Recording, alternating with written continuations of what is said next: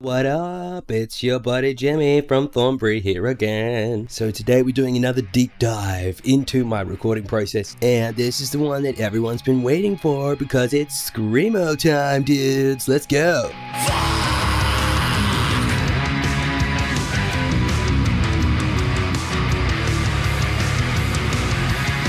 So today we're looking at track 2 from my debut album, Jimmy from Thornbury. Check it out online streaming and Bandcamp. So track 2 is by my fictitious Screamo post-core band, Sleeves of Inheritance, and it's called Sad Equals Angry. And when this came out, people started asking me like, dude, how do you get your scream vocals to sound like so righteous and just epic like that? So I'm going to show you my number 1 tip to get your scream vocals sounding massive and just sociopathic.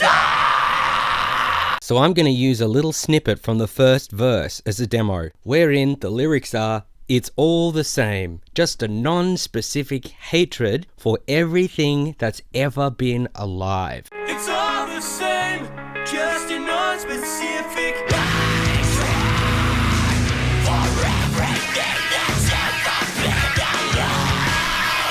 Fuck yeah. Now let's zoom in on the vocals in their original form from that section. It's all the same, just a non-specific hatred for everything that's ever been alive. Now, if you're still watching this, then firstly, thank you. Secondly, I'm guessing you may be familiar with the technique called vocal double tracking, popularized by bands like the Beatles, where John loved to record his lead vocals twice, one on top of the other to get a bigger sound like. So when I started trying to create this Screamo track, I thought, I bet you people in metal and heavy music also do double tracking on their vocals. Their scream vocals. And I'm pretty sure they do. But what I do is I actually record 3 scream vocal parts and stack them all on top of each other. And I vary the sound of each vocal part quite a lot. A bit like when house painters sometimes use 3 different types of paint that all have different jobs, and it leads to a much more solid finished product. British Paints Paint and Prime. Wait for it. Sure can. So these 3 are different types of screams. This is the first one I did. Alright, let's check this one out. For everything that's ever been alive. So to me, that's sort of like your stock, standard, middle of the road, Midwest, dude, suburban, Landry from Friday Night Lights, Crucifixtorious. Crucifixtorious? Anyone?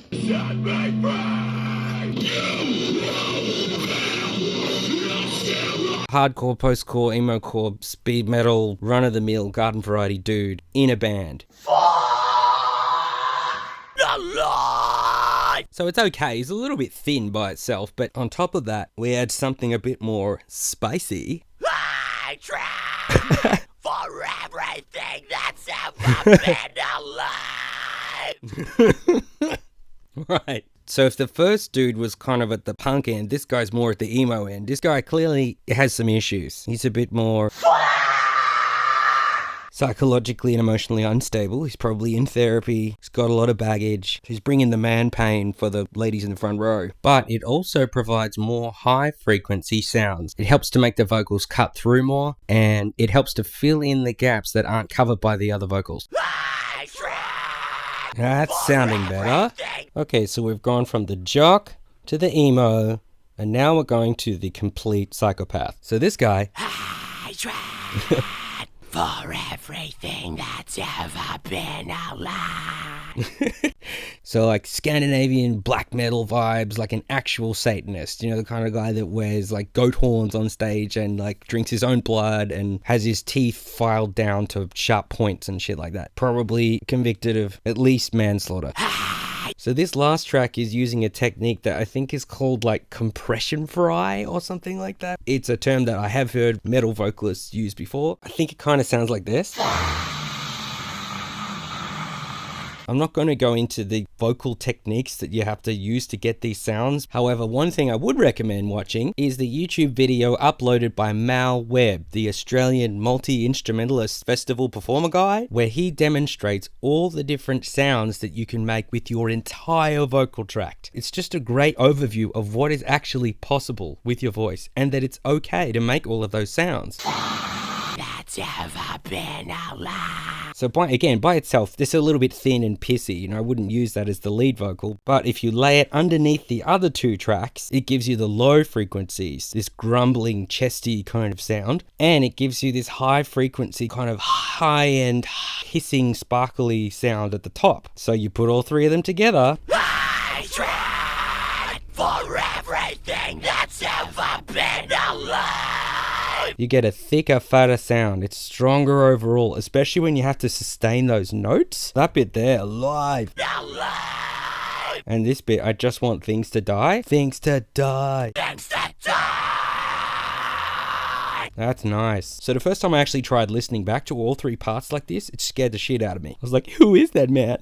The scary man. Now these vocals are completely unmixed. They're dry. There's no compression, there's no EQ on them, there's no saturators, there's no exciters, there's no limiters, nothing. And already you've got a pretty fat sound. Yeah. Okay, so that's it. I hope you enjoyed my little fucking demo tutorial. Follow Jimmy from Thornbury on Instagram, Facebook, YouTube, Spotify, Tidal. And yeah, rock on, keep it metal, have a metal day, and go forth and scream, my friends.